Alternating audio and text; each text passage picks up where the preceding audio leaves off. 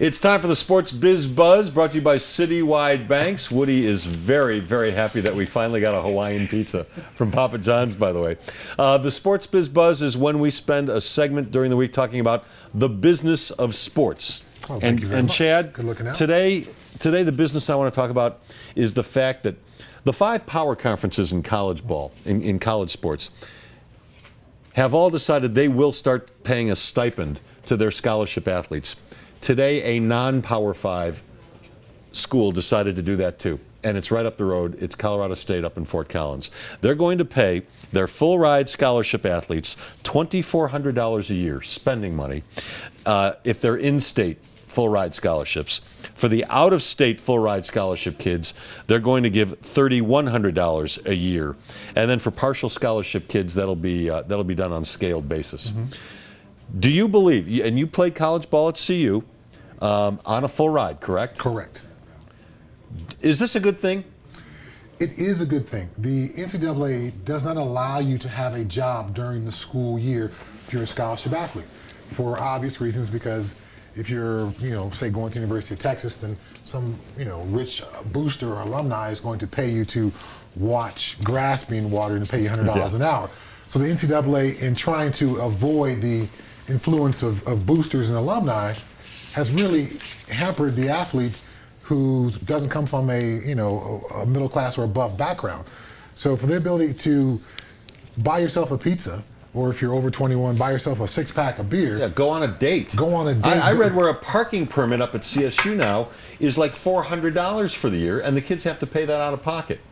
Exactly. My daughter's a freshman at CU. She's not a scholarship athlete. She's not even an athlete at all. But the parking, all those incidentals, laundry, all those types of things that the scholarship doesn't cover, then that comes out of your parents' pocket. And we've heard stories recently about homeless scholarship athletes. And a lot of scholarship athletes also come from low income backgrounds. So this stipend doesn't create these kids aren't going to be rich with this $3,100 a month, but it will a year, but it will allow them to do the laundry, go to an occasional movie, buy a Papa John's pizza. 2 points. Way to go. Way to slip that in. Hey, well done, I know. Yeah. When I was in school, athletes got $30 a month. Laundry money, it was called. Not laundry money like we have the term of laundered. They got it legally, $30 a month? Yeah. I mean, people tend to forget that, but players did used to get a stipend. It wasn't much, but it was enough to pay for necessities. I was really good friends with a guy who played in the NFL, and he'd use it to go get Burger King. He'd get hungry at night. He was a big guy.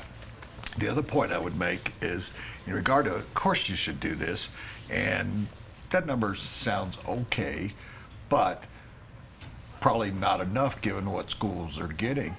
But a basketball coach at CU, I won't mention his name, said, yeah, I cheated. I cheated all the time, cheated every year. I had recruited guys in from California.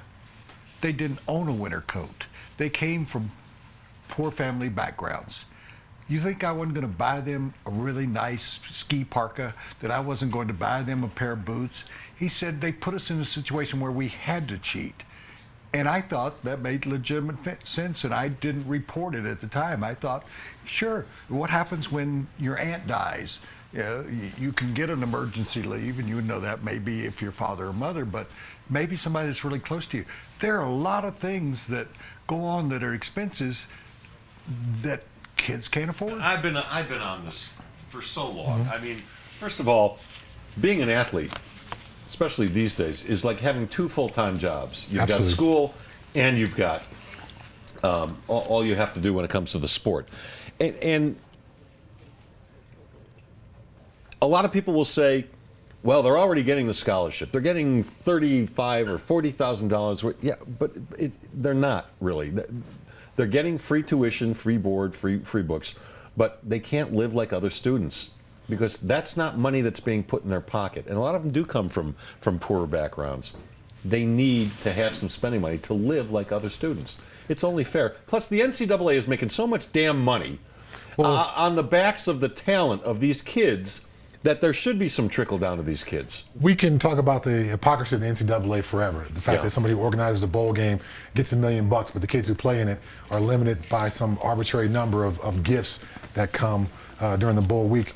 Now, if you move off of campus, you do get a housing check. Yeah. So if you choose to room with 6 guys or 8 guys, you can pocket some money that way, but that's not really living comfortably. And again, if you're going to compare it to the rest of the student population, I went to University of Colorado for 5 years. I didn't ski until I got into the NFL because I couldn't afford to go skiing. I couldn't buy a lift ticket. I couldn't afford to rent skis. Not that I was, deprived of some necessity of life, but this is what everyone else in the dorm is going up and going skiing. My roommate who played football and I were stuck in the dorms because we couldn't afford it. All right, that's the Sports Biz Buzz, and it's brought to you by Citywide Banks. I am Citywide Banks. I am Citywide Banks. At Citywide Banks, We put you first by exceeding your service expectations every day. Every day.